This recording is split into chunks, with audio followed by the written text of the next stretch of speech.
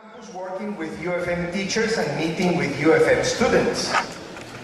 The rest of the week they will be filming interviews around the country. Welcome Lafayette. Ahora regresamos a español.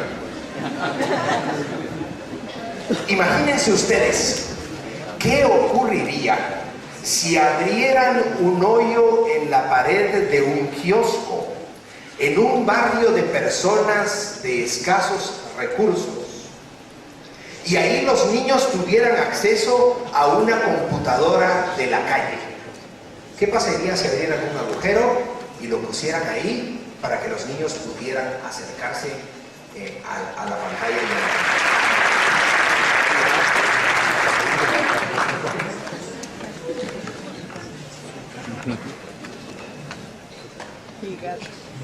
Thank you very much. I'm feeling a little nervous after that big introduction. So let's see how it goes.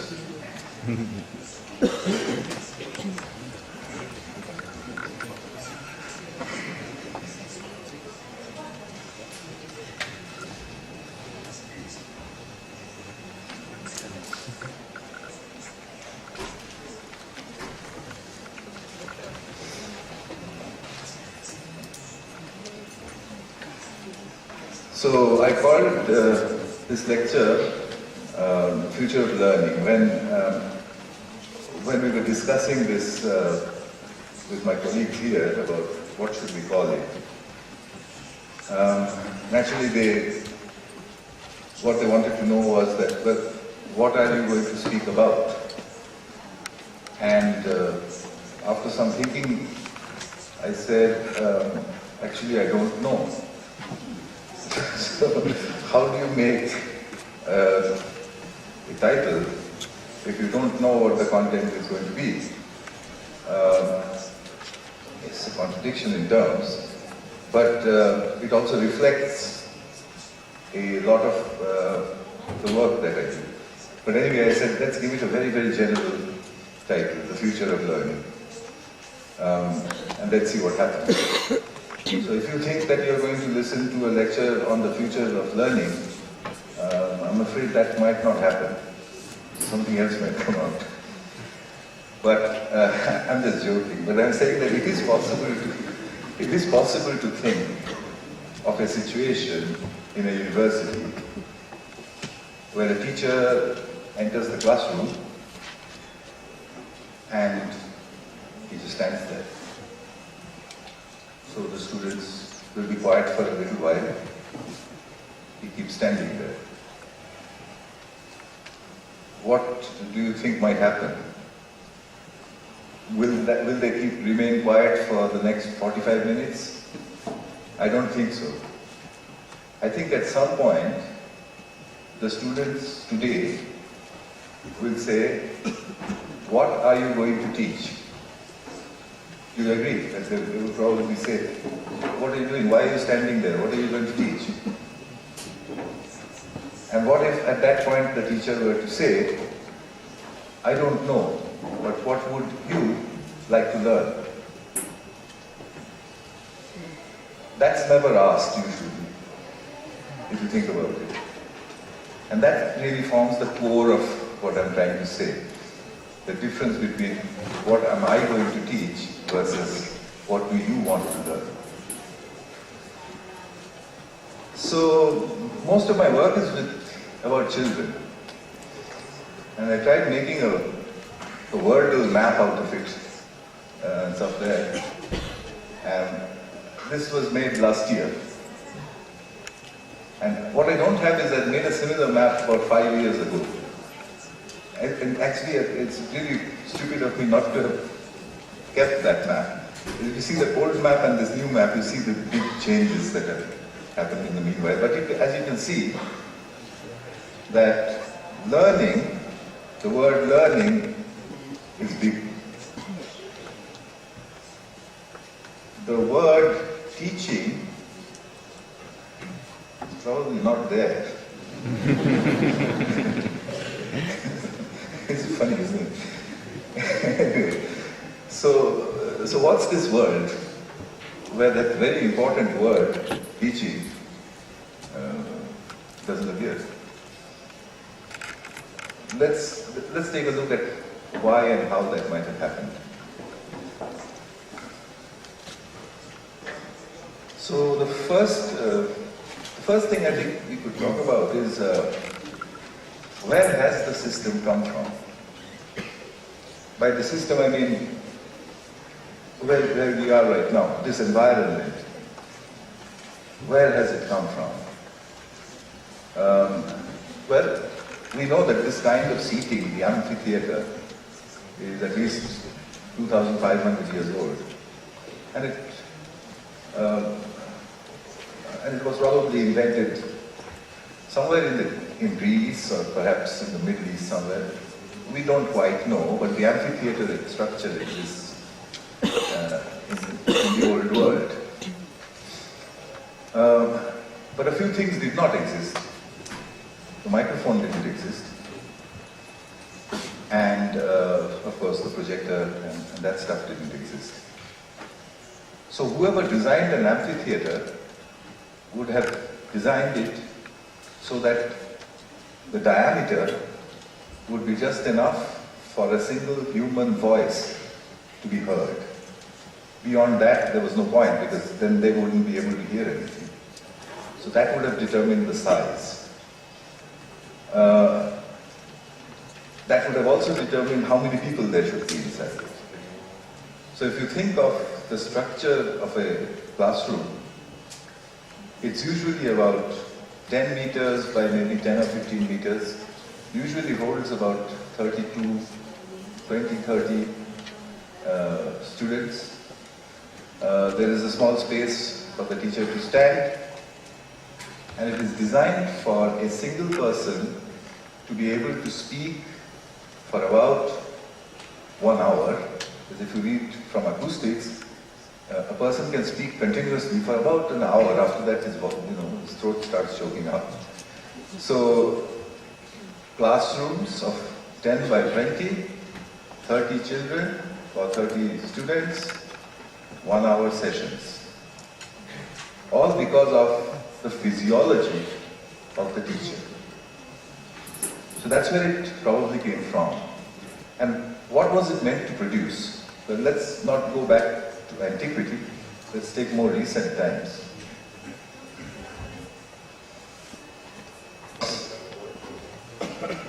For the last about 400 years or so, our world was run by various empires. Actually, it was run by empires for even longer than that. But the major empires of the last 400 years would include, as you all know, would include the French, the Spanish, the English, the Dutch, the Prussians. And between them, they would take large sections of the globe and administer it. So how do you administer a faraway land with a few people in an age when there is no electronic communication? All data is on paper and pen. All movement of data is by ship or horseback. So how would you process? How would you make things in an age where there are no machines or where the Industrial Revolution is just about beginning? And finally, how would you produce people who can do the things that you need to do? Well, I think that age required 3 kinds of people in large numbers. This is the first kind. You all know them. So you need them in huge numbers, hundreds of thousands of them. What's the main property of these people? Well, the first thing is that they must be interchangeable. I should be able to take one of them from here and put him here, and they'll function exactly the same way. The second thing is, they mustn't talk. They should stand straight and not talk. They should follow orders instantly. And most important, they must not ask questions. You know, a soldier asking questions is a dangerous thing. Then you need another kind of people, this kind. They are the data processors. They have large books, they write data inside there, and they do things with the data. Their supervisor looks at the results and issues and all that. That's how the world was run for 400 years or more. They're clerks. So what's their property? Well, first of all, they must know how to read and understand. Secondly, they must know how to write by hand, cursive writing, and it must be clear enough and good enough so that one person's writing should be easily readable by another person. And thirdly, he must be able to do arithmetic, addition, subtraction, multiplication and division in his mind, because he doesn't have any gadget to do it with. So reading, writing and arithmetic became the three pillars of the system. Not because they were wonderful subjects, but because the human computer that runs the world needs them. So, and then there is a third kind of people that you need. Well, but before I get to that, so what's the property of those clerks? Reading, writing, arithmetic.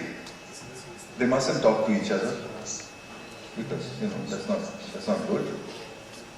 And if they get an official order, they must carry it out and not ask questions.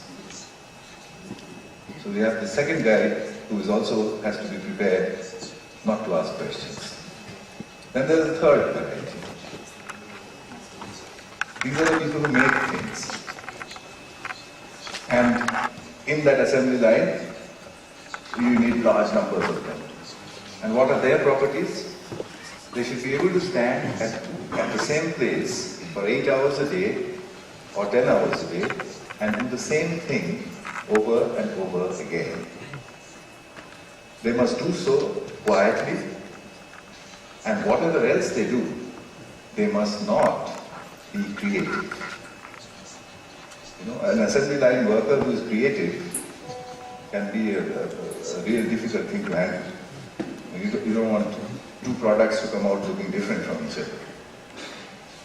So do you see that the people you need in large numbers, all three of them, the running theme is, do your work, follow orders, don't ask questions. And you need to produce them in really large numbers. So where would you get them from? Well, our forefathers created a machine to produce these people. You're all very familiar with it. So that's the factory from where these identical people will come. So the point I'm trying to make is that it's not a badly designed machine. It's a beautifully designed machine. It was done so well that it ran the world for 400-500 years, flawlessly. And it continues to work today. The only problem is that we don't need those identical people anymore. So when children come out of the system, identical to each other, they suddenly find that they don't quite know what they're supposed to do.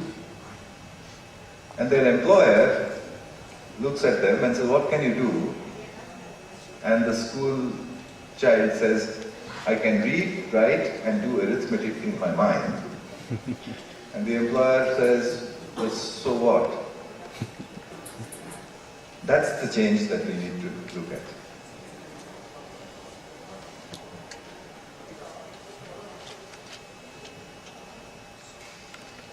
So, somebody needed to write that. So that doesn't make me feel very happy to write it, but somebody has to say it. They are obsolete. The system is obsolete. And the system is obsolete because we made it obsolete with technology, with telecommunication, with networking. So what do we do if it's obsolete? Let's look at obsolescence from another point of view. This is a nice big word called dematerialization. It used to exist in fairy tales, that you point a magic wand at something and it just poof, disappears, dematerialized. But it actually happens now, very, very commonly. Let me show you some examples. Do you remember this? Gone. Dematerialized into the mobile phone. You remember that? You had to fill ink into it with an eyedropper. First change into a cheap plastic thing and then disappear. Well, it's on its way to disappearing. Who writes by hand anymore? Unless you absolutely have to. Okay, who writes a letter and posts it? And so I see one hand, which is exactly the ratio, given the fact that there are several hundred people here. So I have a funny story in that. In Bombay, once a little girl, she was about 2 or 3 years old, was walking with her mother, who was a friend of mine, and she wanted to post a letter, a picture postcard or something. So we went to a post box and posted that. And this girl who was not paying much attention to that, suddenly turned around and said, "It has a scanner inside." So I said, "No, it doesn't have a scanner inside. It just fell inside a box. And somebody will come and open the box and take it out, and she's got her mouth open and say, 'But how is it going to go anywhere?' I said, 'He's going to put it into a bag and put the bag on his back. He's going to take it somewhere where other people will put it into a train, and the train will take it somewhere, and then another person will put it into a bag, put it on his back, and then he'll go and put it through the door.' And I could see on her face this complete and utter disbelief.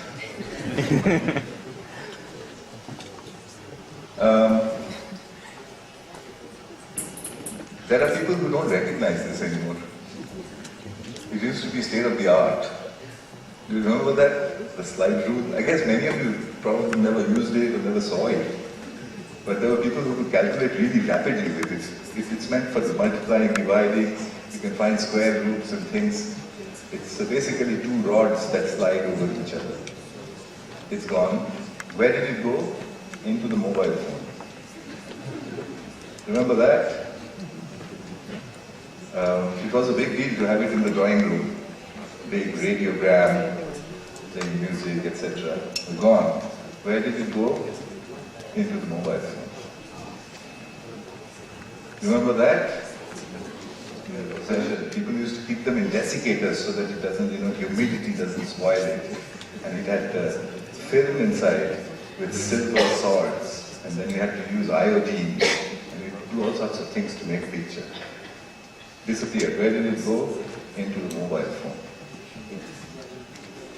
Remember that? That's pretty recent.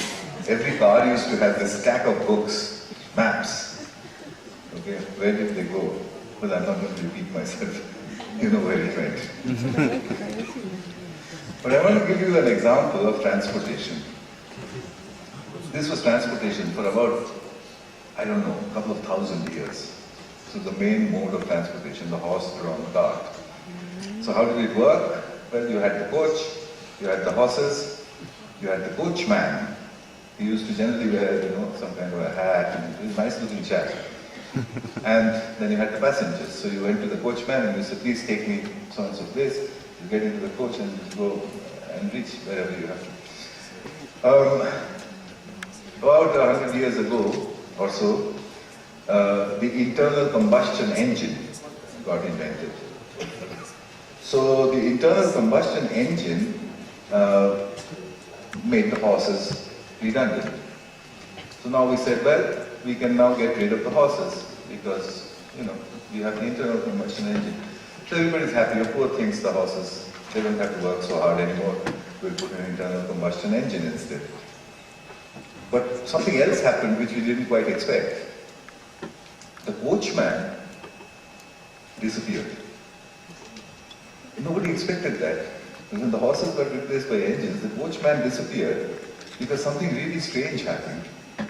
The passengers became the drivers. This had not happened before. And when that happened, all sorts of things started to change. Because when passengers became drivers, they started to invent some really interesting new developments. All of you know these developments. For example, drunken driving. An important improvement for the coachman. Hitting other people.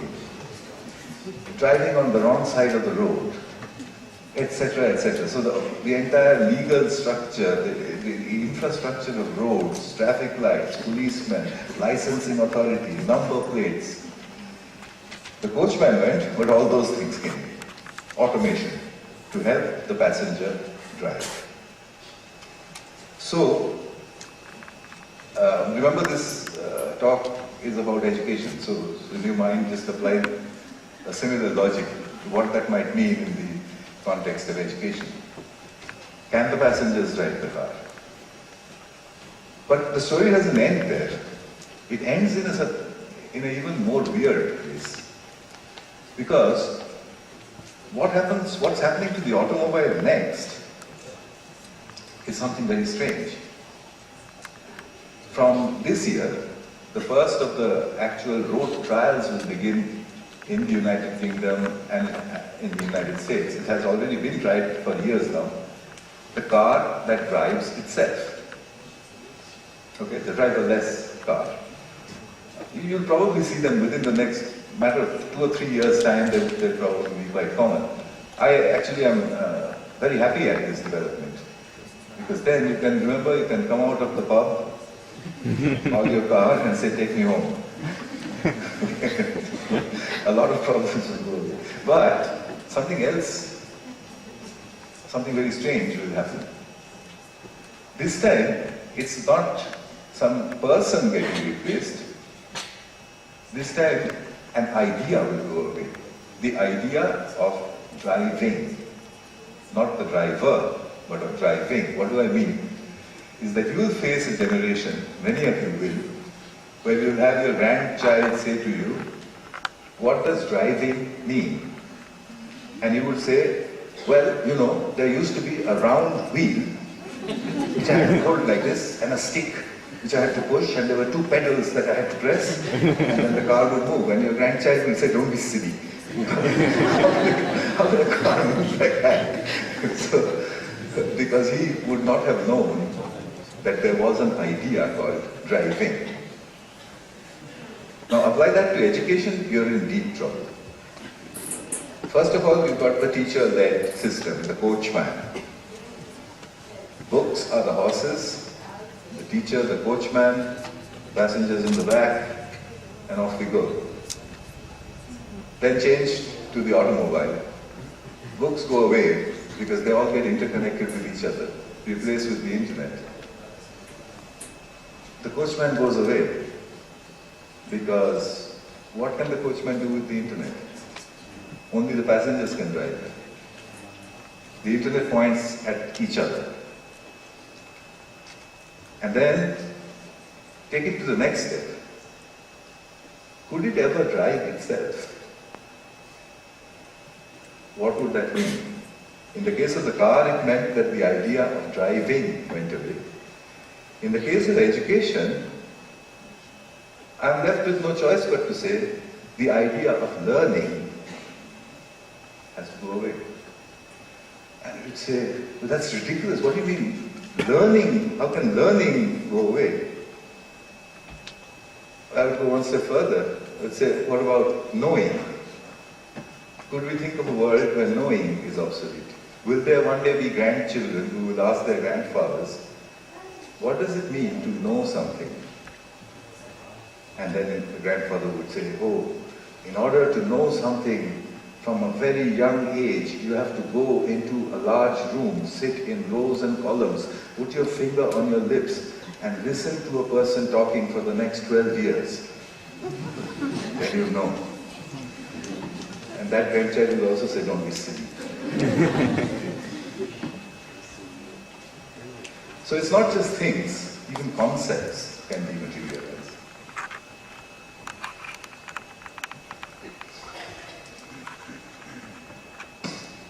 So how do I know all this? Where did I how did I bump into all of this? It's actually quite a strange story.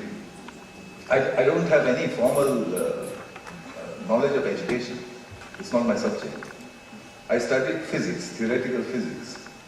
And having studied theoretical physics, when I got my PhD, I came out, and in those days, late 70s, only two kinds of people knew how to write computer programs.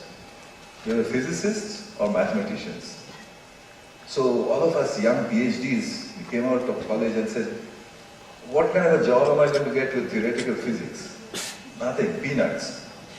But if I become a programmer, I'm going to get a lot of money. Those days, those programmers were paid very highly. So a whole lot of us became programmers. I also became a programmer. And then my boss said, for heaven's sake, you've got a PhD. What are you doing writing computer programs? You should be teaching other people to write computer programs. And that's how I got into the profession that I disliked the most, teaching. So I would enter into this room full of people and teach them Fortran 4. I didn't know what to do. What do you do? So I bought myself a book called Fortran 4. And then I took the first page of the book, and whatever that said, I said that to the people. After about 3 or 4 such pages, then I realized, what's the point of this? Why don't I just give them the book and have them read it? I didn't quite get it right. I got it right years later. The perfect way to teach computer programming. I used to bring a program, a written program, which would do something on a computer. Show them what it does. Stick the program on a board and say, now you figure it out. How do those lines make the computer do these things? It takes only about a few hours before the students start to tackle the topic. But I learned all that much, much later. So while I was doing all this, teaching people how to write computer programs in this very nice, very posh office in Delhi, just outside was a slum. Big urban slum. In India, the slums and rich offices coexist together. There was a boundary wall which separated the children of the slum from the rich people's children who were learning how to write computer programs. Because you couldn't have them meet. So I used to walk into my office and I used to keep thinking, well, how many children am I missing out there who might make excellent computer programs? Just because they can't pay. So I can't build a school there. But I could give them a computer. So I decided I would give them a computer, which is what I did. And how do you give a computer to slum? Just imagine the situation here in your context. Where would you put it? So the first question that people will ask you is, will it get stolen? So I followed the example of the banks. The banks are the only people in those days, and even today, a few amongst many, one amongst few people, who put computers into public spaces, ATMs. So I built myself a do-it-yourself ATM. It was 3 feet off the ground. It had a monitor sticking out of the wall. It had the highest bandwidth I could get in those days. I think it was 2 Mbps. It had internet on it. It had a touchpad built into the thing. And when you put anything 3 feet off the ground, then the first people who come there are people who are 3 feet tall. And that's exactly what happened. A lot of 3 feet tall people came over there, children. And they just stood there, as you can see. So I thought, well, what happens next? They wouldn't touch anything. They just stand there. So then they said, what is it? Remember, this is 1999. This is 16 years ago. So there were a lot of people on the planet who had never seen a computer. So they said, what is it? Now, it was a life-changing moment for me. I'll tell you why. It's a very difficult question. Should I say, that's a computer? Because if I do that, and if I have to repeat that experiment a million times over in different remote places on this planet, I would need a million people capable of saying that is a computer. We didn't have those million people. So it would not be a replicable experiment, in principle. So what I did was, all this flashed through my mind very quickly when the children said, what is it? And I said, I don't know. And of course the children knew that I knew, but that I wasn't telling them. But anyway, what could they do? I said, I don't know. So then they said, can we touch it? And I said, yeah, it's on your side of the wall. You can do what you'd like to do. And still, nothing happened. So I stood there, they stood there. I said, but now what? I mean, I've done what I told them they can touch it. Why aren't they moving? And I got my second life-changing moment at that point. It took me a while to realize it. I don't know why it took me a while. I should have realized it much earlier. They weren't doing anything because I was there. Children don't do many things if there's a guy wearing a tie and a suit standing on top of them. Okay? Then the children just freeze and wait for him to go away. Which is what I did. Once I realized that, I just turned around and walked away. 8 hours later, some colleagues of mine came rushing into my room and said, you know those kids, they're browsing and they're teaching each other how to browse. And I said, in what language? And he said, well, English. So I said, but they've never seen a computer before, they don't know what the internet is, and they can't read or write English. So how can this happen? Well, it did. And this is what those first few moments looked like.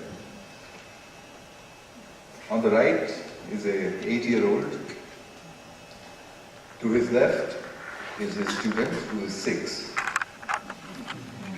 And he was teaching her how to browse.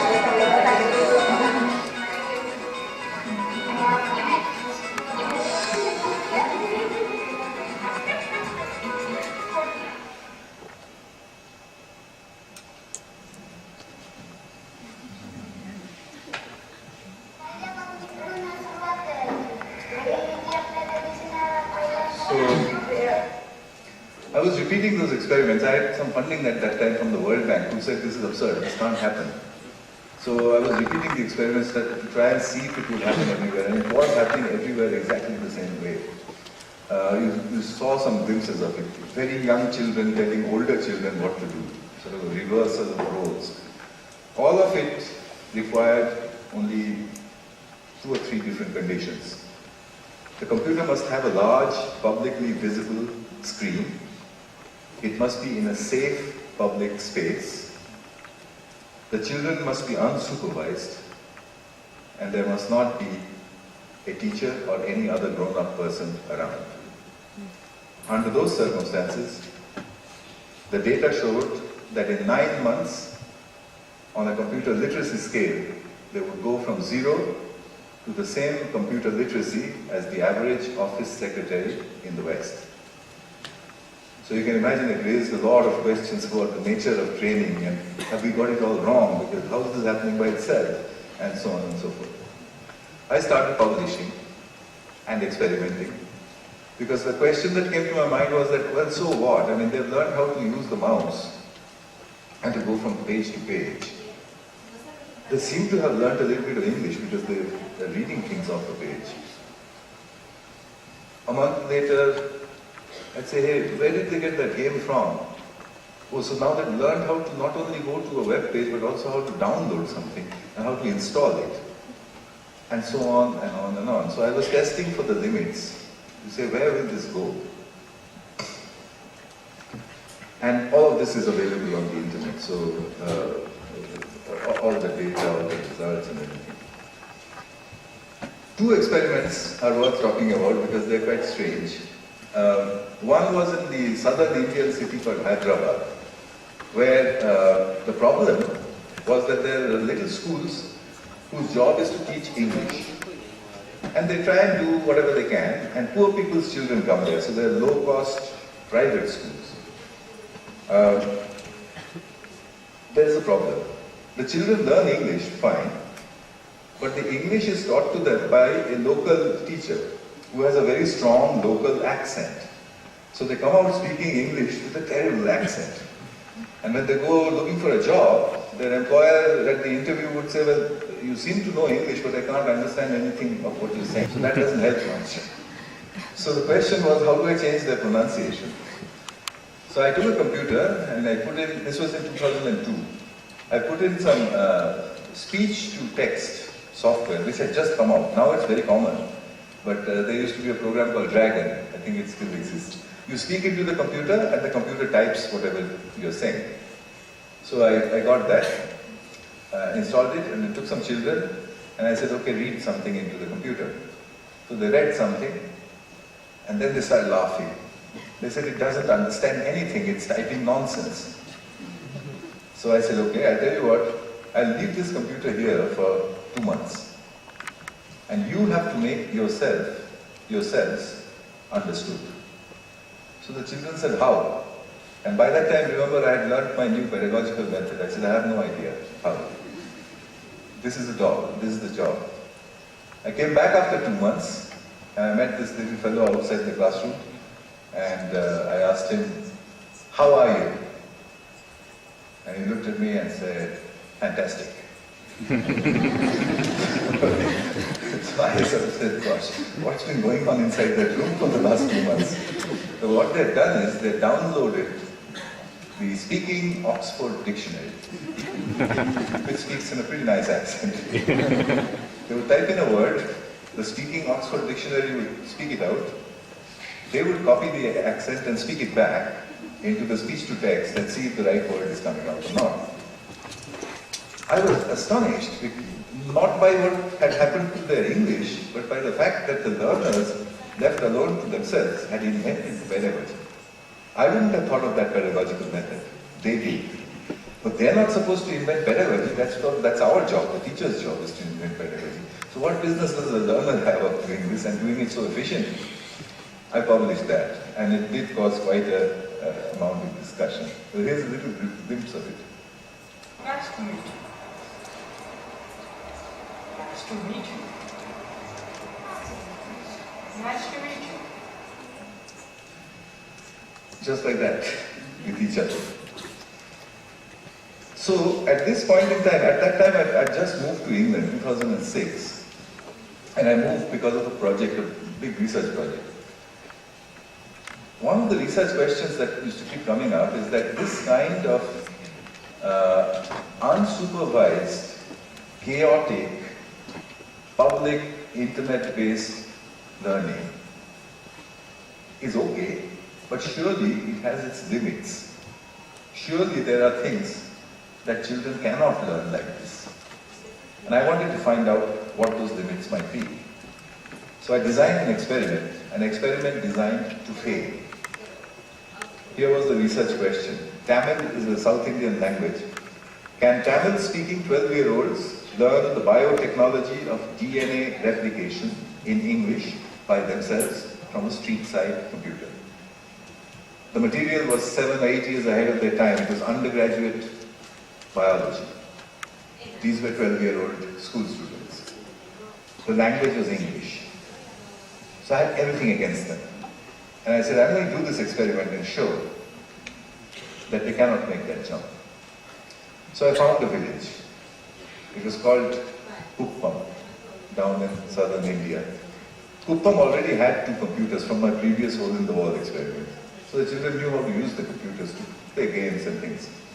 So into those computers I loaded a whole lot of material on biotechnology. Undergraduate biotechnology in English. I got 2 biotechnologists to make me 2 identical tests. I would give one test before and the other test after. I use the tests as controls to each other and so on. And show that nothing happens. So off I went to Kuppam, I put this material inside.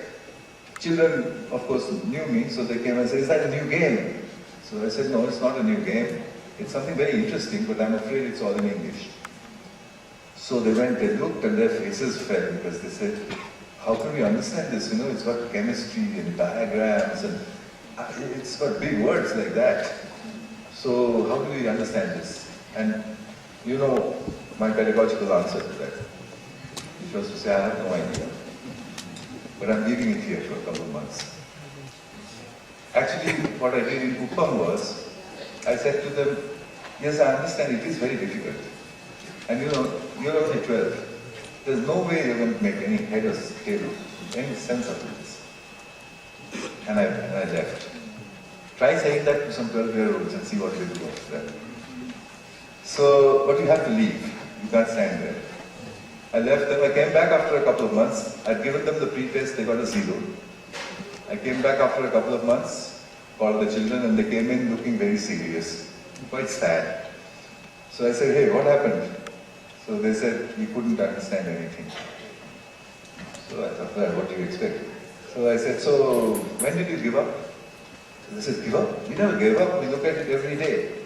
So I said, for 2 months you've been looking at stuff that you don't understand every single day. For what purpose?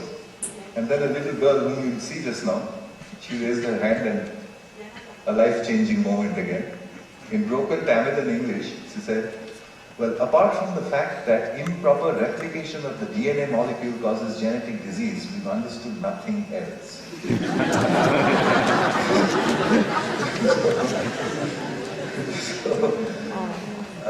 What can I say? Children, when children set their own goals, those goals are much higher than what we as adults would set for them. So if a child says to you, I can't really play this game very well, don't believe him. He probably plays it 10 times better than you can. So here she is.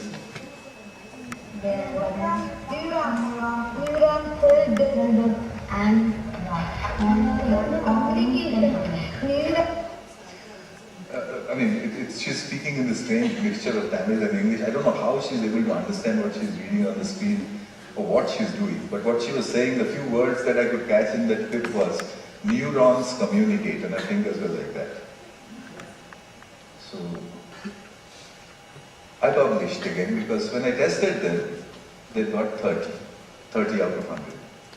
So from 0 to 30 in 2 months, in a language that they don't know, in material that's 7 years ahead of their time, on a subject that they have no clue about. An educational impossibility. But it had happened in Uppam. So I published, and there was uproar. The uproar said, either this data is forged, or we are looking at something we've never seen before. So I got in the middle of this two-group kind of thing, but I just kept experimenting. I did one experiment after the other on different subject areas, testing this whole hypothesis over and over again. Always, it would go from 0 to 30, 40, 0 to 30, 40. So I would think to myself, how do I get it a little bit higher up? Because 40 or 30 is still a fail in our system. Can I get them a little bit more? But I have to do it without the teacher. Because remember, otherwise it's not a replicable model. So what I found in Uppam was a young woman working with an NGO. She was an accountant. And she was good friends with the children. So I asked her, look, can you help me? Can you teach them a little more biotechnology? And she said, absolutely not. I didn't have any science in school. I have no idea what they do under that tree all day long with this big chemistry, diagrams and so on. I can't help you. So at that point in time, I decided to try, in desperation, an approach which had nothing to do with knowing things. I said, use the method of the grandmother.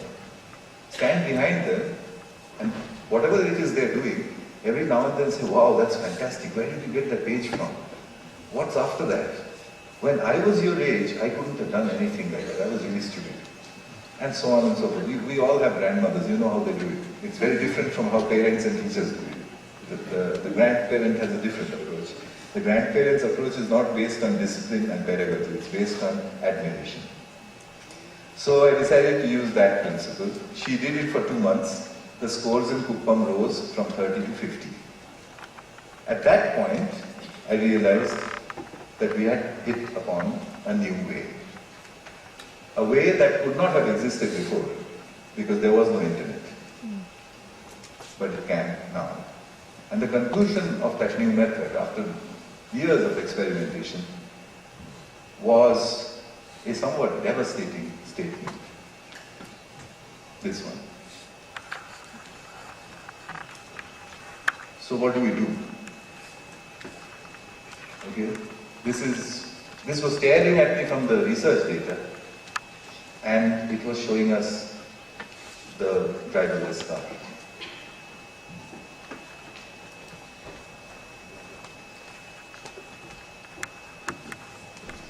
In 2009, this film called Slumdog Millionaire got released all over the world. And the man who wrote the book which became the film was interviewed by BBC, and he said that, oh, I wrote this because, I was inspired by the hole-in-the-wall experiments. I mean, till today I don't know what exactly the connection is, but anyway, like it. But what happened as a result was that for one day, I became a celebrity, as though I had won all those Oscars. So I took full advantage of that, and in a Guardian interview, the newspaper Guardian in England, I put in an appeal. I said, if you are a British grandmother, if you have broadband and a web camera, can you give me 1 hour of your time every week for free?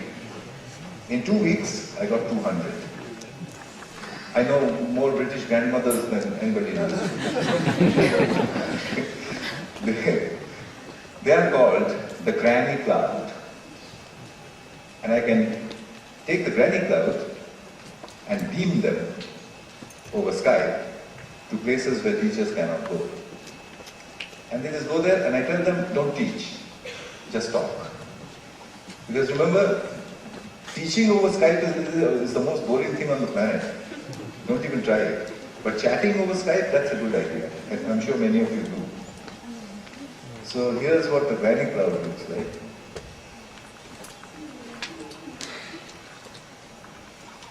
So it's basically a projected image on the wall, life size, and the resource is free because they're giving only 1 hour of their time every week.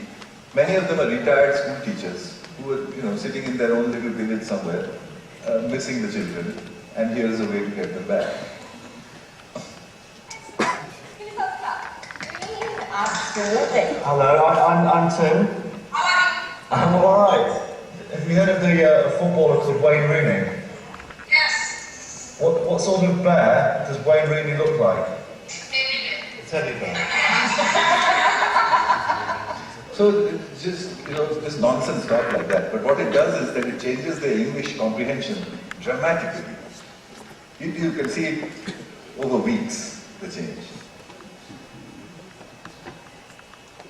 So basically we found that the presence of a friendly mediator can improve this kind of self-organized learning.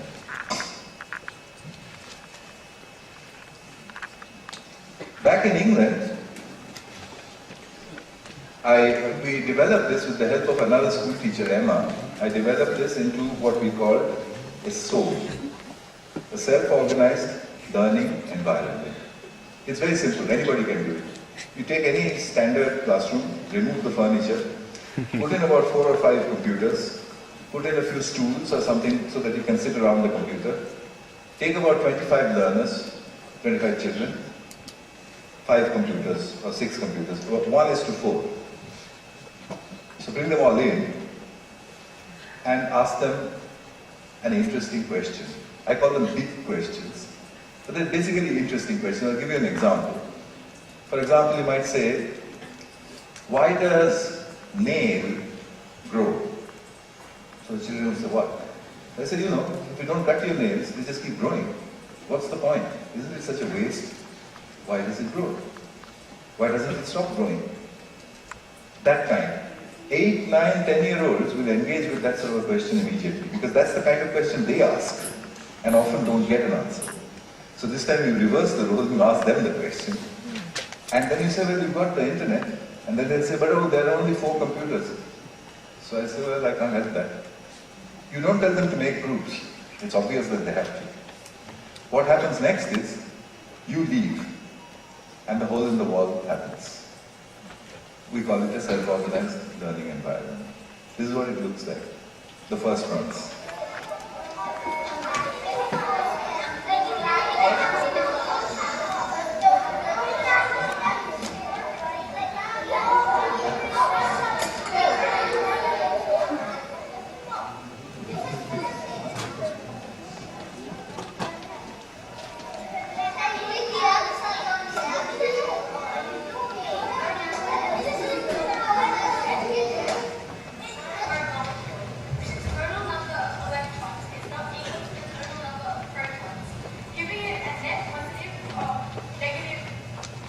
This is when they finally answer the question.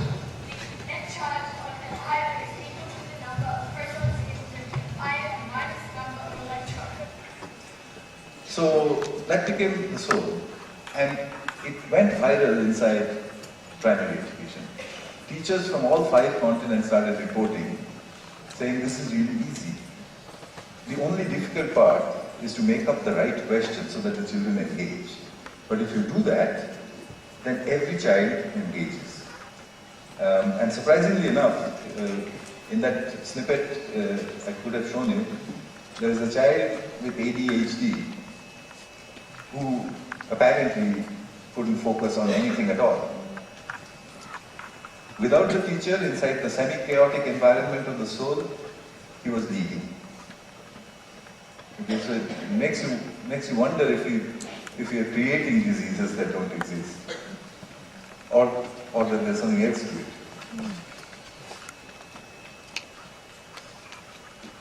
But there is a problem. Okay, so you do this wonderful method, you do a soul inside, you do a soul in the university, etc. But eventually there's going to be an examination. And in that examination, you're going to be asked a question. You're not going to have your friends around you. You're definitely not going to have the internet. So what's the point? I haven't solved that problem yet, but somebody has to.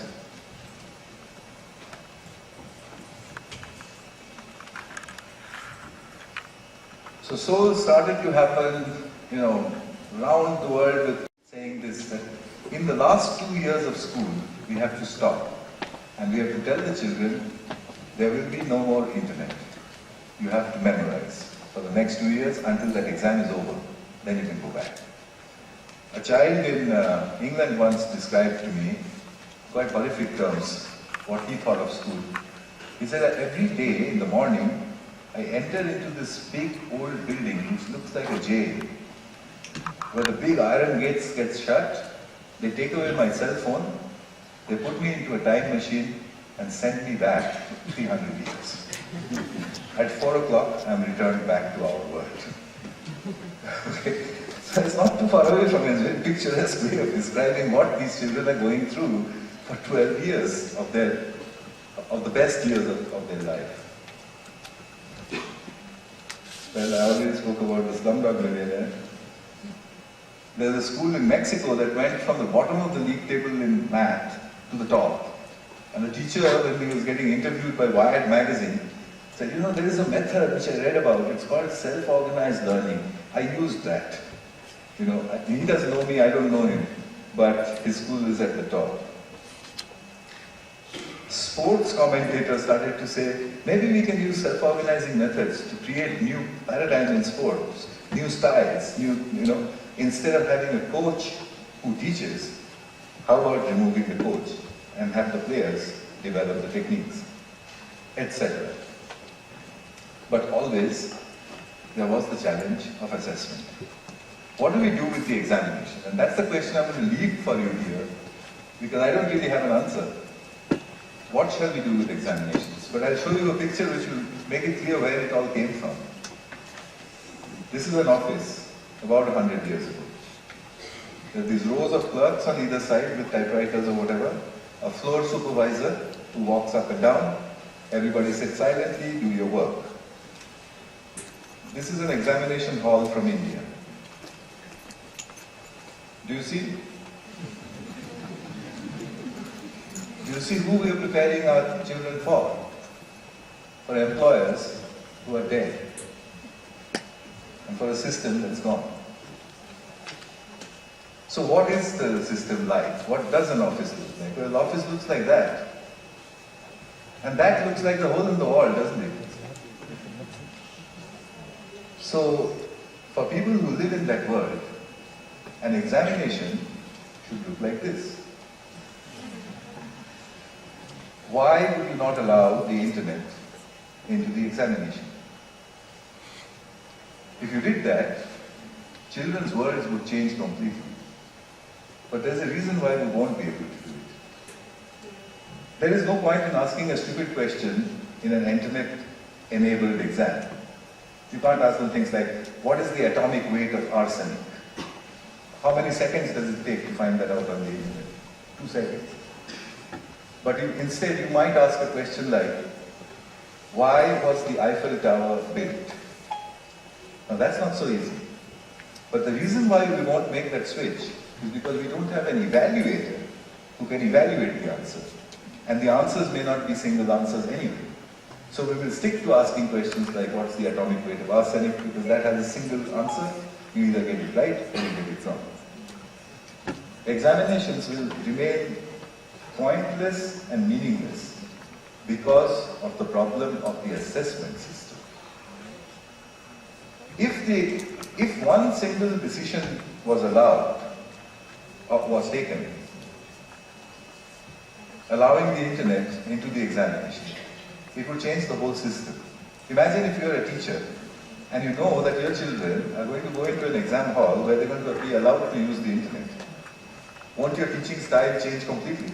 Wouldn't you then focus on saying, well, make sure you know how to search properly. Make sure you know how to take controversial opinions from 2 different web sources and figure out which one is right, and how to do it quickly, how to put it into your own words. A whole new set of skills. A set of skills that you can only learn in the soul environment. So the problem that I face today is of teachers who look at a soul and say, that's beautiful, but it's not going to do anything for the exam. This decision would change that to saying, that's where the children should be, because otherwise they will not be able to face the exam with the internet. I haven't found anybody to try it yet. So in 2013 I got a prize. It's called the TED Prize. And I decided that I would use that money to build 7 experimental schools. They're called schools in the cloud. And they're basically teacherless, internet-enabled facilities where the passengers drive the car. So there's a little glimpse of that here. This was the first of the design meetings. Could it be that we're heading towards, or maybe in, a future where knowing is obsolete? Could it be that we don't need to go to school at all? Could it be that at the point in time when you need to know something, you can find out in 2 minutes?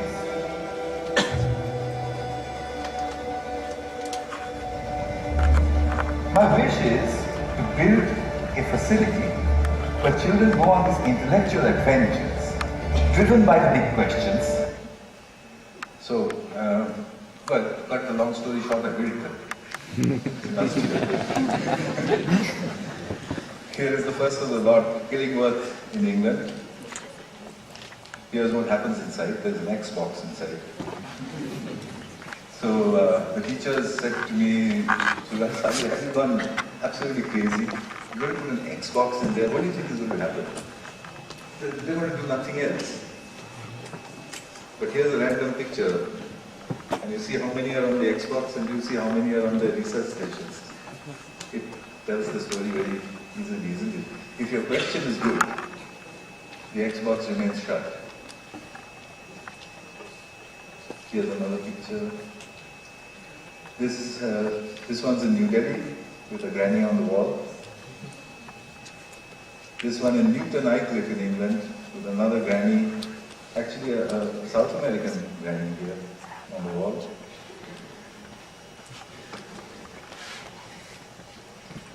This this is one of my remote locations in Bengal. This is what it looks like inside. And if you can see him far away on the wall, is an Australian, not granny, but grandpa. And this one is my remotest. It's in a place in the Sundarbans where the Ganges River meets the sea. There's nothing there. No electricity, no healthcare, no schools, nothing at all. In the middle of that is this. It's solar powered. I built a tower, 45 feet tall, which catches a 3G signal from somewhere.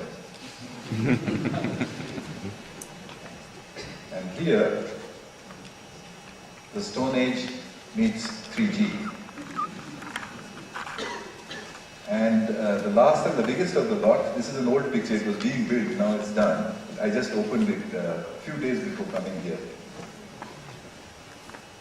And here they are. It's as simple as that. I mean, that's the story. But only one more thing that needs to be said.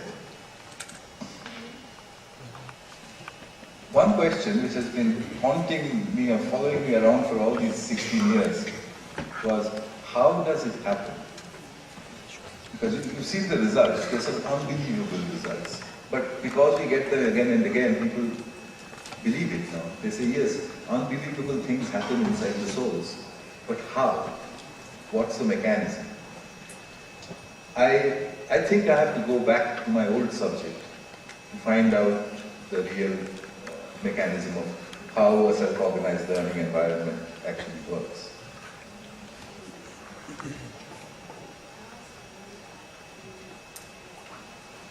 There is the nascent subject of chaotic systems, which mathematicians, chemists, and physicists study, of interconnected systems which appear to be chaotic but produce what is called spontaneous order.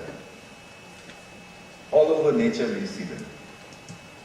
Could it be that inside the environments that I'm talking about, learning appears as spontaneous order in a chaotic self-organizing system?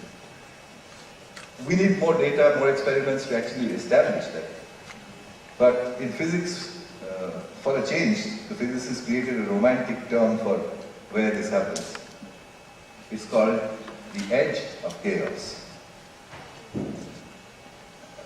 Is that why we need that semi-chaotic environment to be set up? Is this the answer to why the teacher has to step back? At the same time, you do need some order. Is that why we need the internet?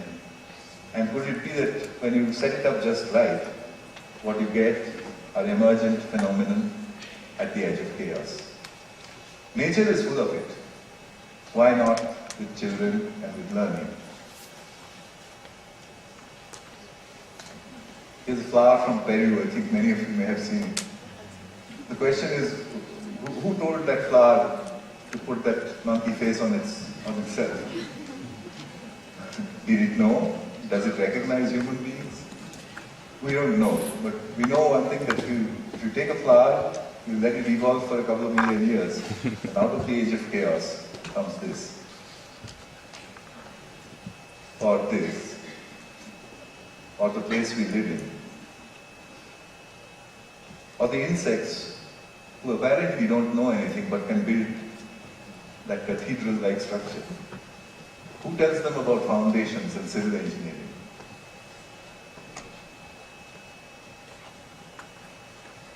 So could it be that learning can emerge as spontaneous order at the edge of chaos? That's what I want to try and find out in the schools in the cloud in the next 2 years. And that's the end of the story. Thank you very much.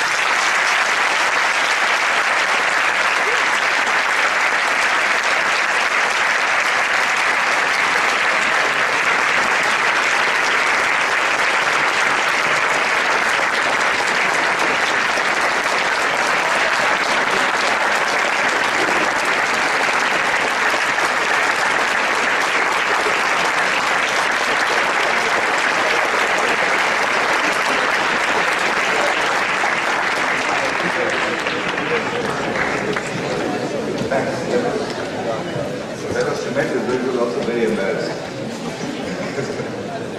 We do have 10 minutes for questions. So you may want to take advantage of that. There's a question there. Shall we say that we'll do 4 questions? That should cover it. 4 questions. Good. I don't know if you're going to listen to me.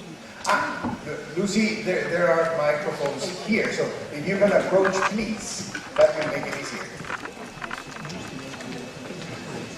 And since there will be only 4, you may want to do a line in the next 3. That will help the process.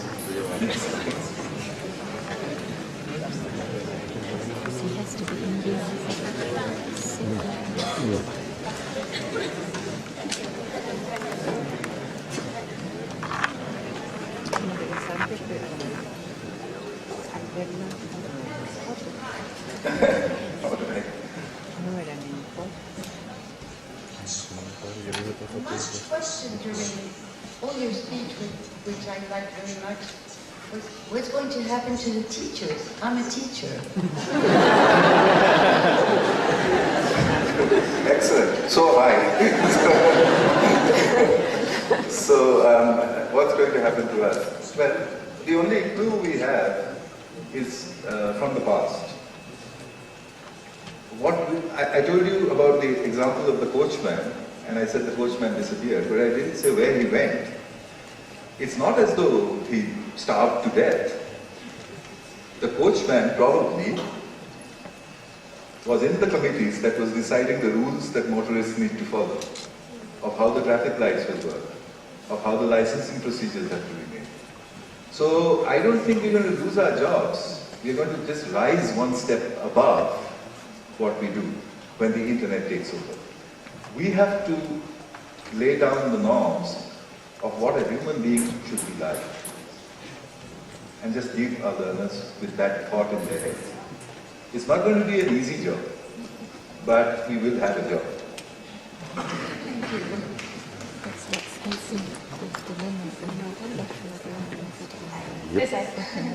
Good morning. One of the biggest challenges we have here in Guatemala is most schools in rural areas don't have internet. Have you experienced this? And if you can share your story, how do you manage this challenge? Yes, I have experienced it. In fact, I once published on it. I did an experiment. I took Google Earth and looked at New Delhi. And then, if you look at it from the top, then you see, like you would see here in Guatemala City, you would see large built-up areas. Then slowly the houses start to go less dense, and finally there's nothing. So I worked out a route avoiding all the built-up places, and then 2 of my colleagues hired a car and drove down that, and I told them, every time you see a school, give them a standard test of English, math and science. They did that and they brought it back, and I drew a graph of distance from Delhi versus average score. I wish I had it here. It was like this. Okay, the further away you go, the worse it becomes. And I thought, why should that be? We went back to investigate, and I got the answer very easily, with just one question to the teachers. Would you like to work somewhere else? In Delhi, answer, no, it's fine. I've got everything, I've got a good salary, it's a big city here. On the suburbs of Delhi, oh, even better. No, I don't want to move at all. I don't have all the traffic problems of Delhi, but I've still got all the advantages and so on. A little bit further, about 50 kilometers away, well, it wouldn't hurt to move. We are all right, but it is a bit of a drive to Delhi, you know, and all the healthcare and my children's school and all of that. 100 kilometers away, it really is quite inconvenient. 200 kilometers away from Delhi, anywhere but here. There was the answer to why the scores were going down. The further away you go, the teachers try to migrate towards the city. Who succeeds? The good ones, leaving the bad ones behind. The government tries to solve this problem by teacher training. An absolutely wrong approach. Because you go to this remote area school and you train the teacher until she becomes really good, what do you think she'll do next? Come to the city. So it doesn't solve the problem. The only equalizer can be technology, which is why I go and build these in those really remote places, and I'm actually studying to see how much of an equalization can we get over time. Okay. Question 3. So now I'm wondering, what kind of environment should teachers or schools or just educators in general provide so that people can learn? I mean, not only learning to know, not only facts, but learning to be and learning to do. Well, it depends on who is making the curriculum and for what purpose. There are a lot of things which are not taught in school because of a very silly reason.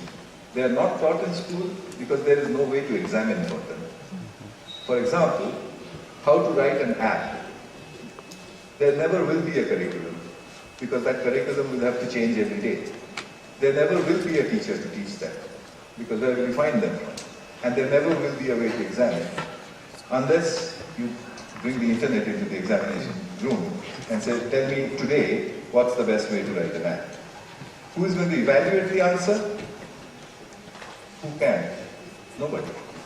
The only way you can evaluate that answer is to give it to your peers and then ask your peers, do you think this is a good answer?